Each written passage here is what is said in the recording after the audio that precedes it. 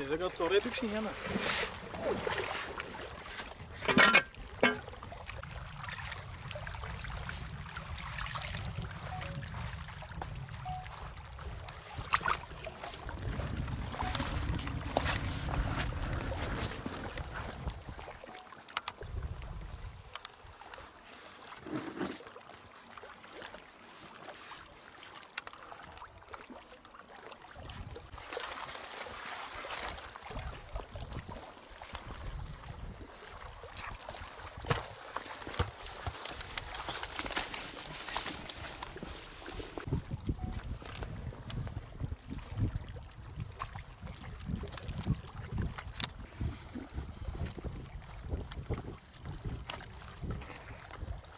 Normalde mesleğim sıhhi tesisatçılık.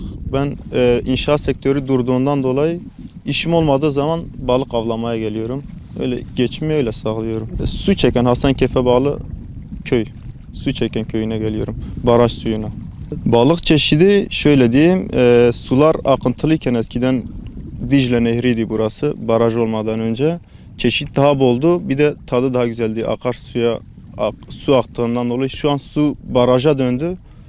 Su durduğundan dolayı su akmıyor. Balıkların tadı da haliyle değişti yani. Sazan olarak çoğaldı burada. Özellikle İsrail sazanı. Diğer türler yani tatlı su balıkları azaldı burada. Şabut balığı mesela ender olduğundan dolayı geri salıyoruz doğaya, suya. Ortalama günlük 10-15 kilo civarı yakalıyoruz ortalama. Yani kilosu 15 ile 20 lira arası değişiyor. Çevremiz var Batman'da, eş dost istiyorlar, veriyoruz öyle. Yani taze sudan çıkarıp götürüyoruz. Geçimimi bu şekilde sağlıyorum. İnşaat sektörü durdu.